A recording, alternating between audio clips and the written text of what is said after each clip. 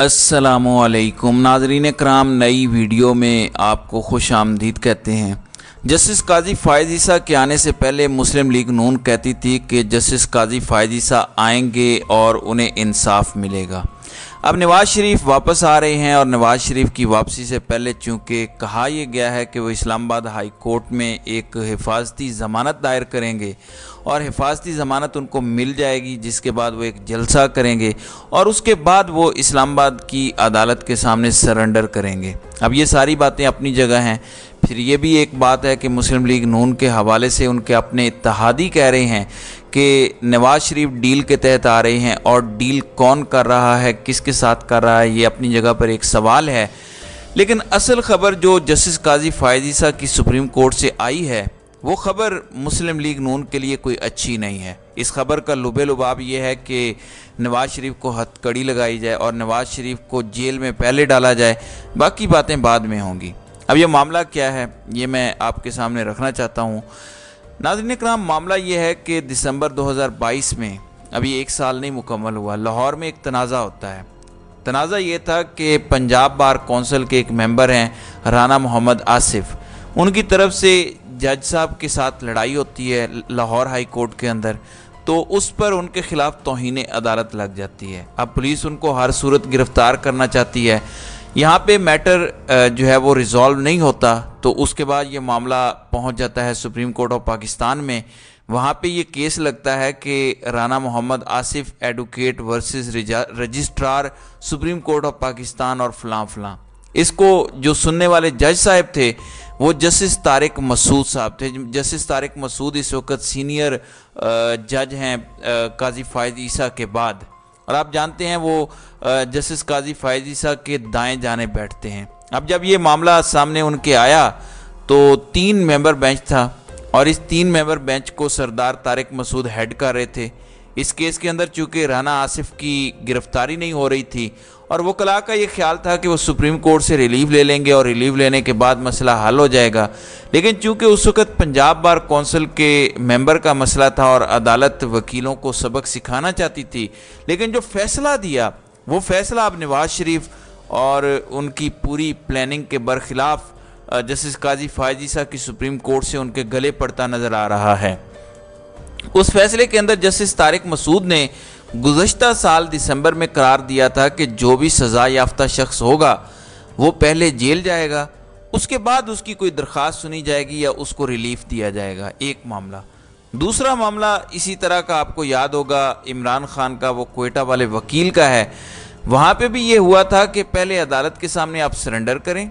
अब जब सरदार तारिक मसूद ने गुज़श्ता साल दिसंबर में एक ख़ुद उसूल जो कायम किया है कि कोई भी सज़ा याफ्ता शख्स पहले अदालत के रूबरू अपने आप को सरेंडर करेगा और उसके सरेंडर करने के बाद अदालत उसकी कोई भी दरख्वास्त सुनेगी।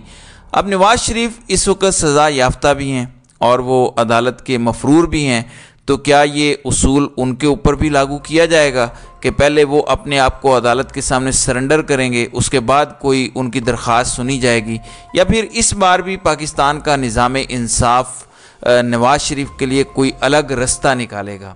अब डेवलपमेंट एक और भी है।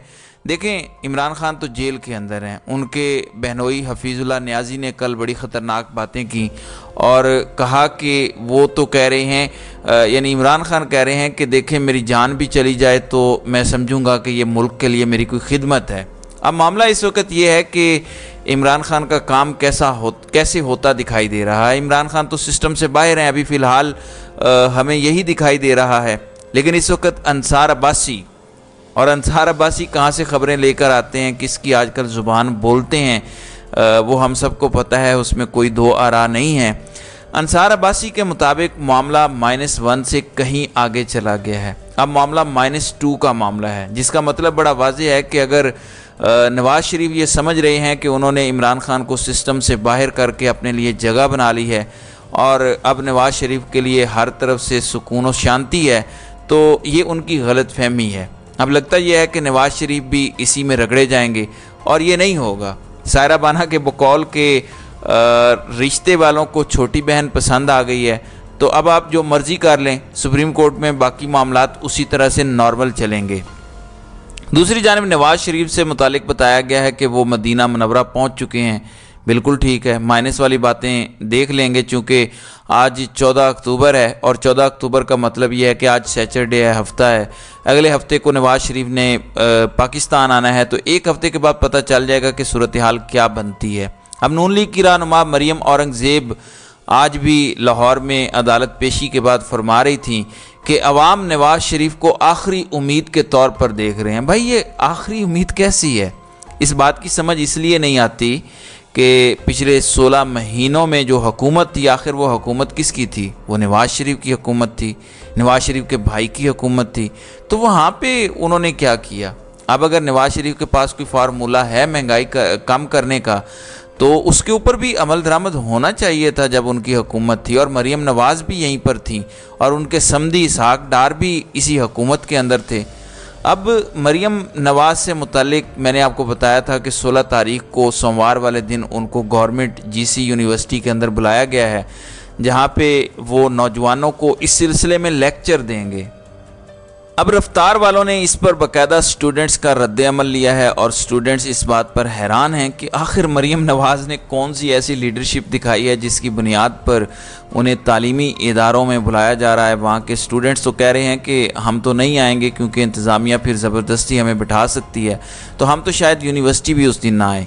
अब मेरा ख्याल तो यही है कि जो कुछ शादरा के अंदर इनके साथ हुआ या बाकी जगहों पर हुआ, मरियम नवाज़ शायद अवॉइड करेंगी वहाँ पर जाने से। एक ऐसे इदारे में जहाँ पर वो अगर जाएं और कोई हुल्लड़बाजी हो या लोग सवाल करें या स्टूडेंट्स को ज़बरदस्ती बिठाया जाए, तो ये कोई मुनासिब बात नहीं है। हाँ, मीडिया को अलाउ करें, मीडिया को अलाउ करने के अलावा वहाँ पर एक और काम करें और वो ये है कि मौका दें लोगों को ओपन सवाल करने का, जिससे अंदाज़ा हो पाएगा कि आखिर ये सूरत हाल किस तरफ जाती है या क्या मामला रुख इख्तियार करता है। एक जाने मरियम नवाज़ शरीफ हैं, हालांकि उनके भी केसेस हैं, उनके भी मामलात हैं, लेकिन उनके लिए तालीमी इदारों में रेड कारपेट बिछाया जाएगा। दूसरी जाने पाकिस्तान तहरीक इंसाफ के रहनुमा साहबजादा गजीन अब्बासी हैं, बहावलपुर से, ये साबिक रुकन पंजाब असम्बली थे।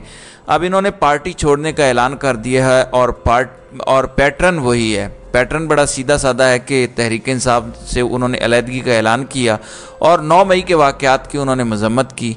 उन्होंने कहा कि क़याम पाकिस्तान और इस्तेकाम पाकिस्तान में मेरे आबा व अजदाद का तारीख़ी किरदार है और मैं पाक फ़ौज की दिल से कदर करता हूँ। तो इस तरह से अब वो अलग तो हो गए हैं और अलग होने का मतलब ये है कि उनके सारे गुनाह जो इस ऐलान से पहले उनके गुनाह थे वो सारे के सारे अब धुल गए हैं और उनको इस हवाले से माफ़ी मिल गई है। एक खबर इलेक्शन कमीशन ऑफ पाकिस्तान से है। इलेक्शन कमीशन ऑफ पाकिस्तान ने साबिक जनरल परवेज़ मुशर्रफ की जो सियासी जमात ऑल पाकिस्तान मुस्लिम लीग है वो ख़त्म कर दी है, उसको तहलील कर दिया है। बताया गया है कि पार्टी का कोई ओहदेदार है और ना ही उसका कोई वजूद है, किसी ने अकाउंट्स की तफसीलात भी नहीं दी और अब कोई भी उनका इंतखाबी निशान उकाब लेना चाहे तो वो ले सकता है। तो यूँ इलेक्शन कमीशन ऑफ पाकिस्तान ने ऑल पाकिस्तान मुस्लिम लीग को अपनी लिस्ट से डी लिस्ट कर दिया है, यानी अब वो कागजात के अंदर पाकिस्तान इलेक्शन कमीशन के अंदर कोई रजिस्टर्ड जमात नहीं है। मेरे ख्याल से इस वक्त इस्तेकाम पाकिस्तान पार्टी आजकल निशान के तलाश में है और इंतखाबी निशान के लिए बल्ला वो लेना चाहती है। अगर वो चाहे तो उकाब का निशान भी उनके लिए हाजिर है, वो ये निशान इस्तेमाल कर सकती है। तो नाज़रीन इकराम, आपकी इस वीडियो के हवाले से क्या राय है? आप अपनी राय का इजहार कमेंट सेक्शन में ज़रूर कीजिएगा।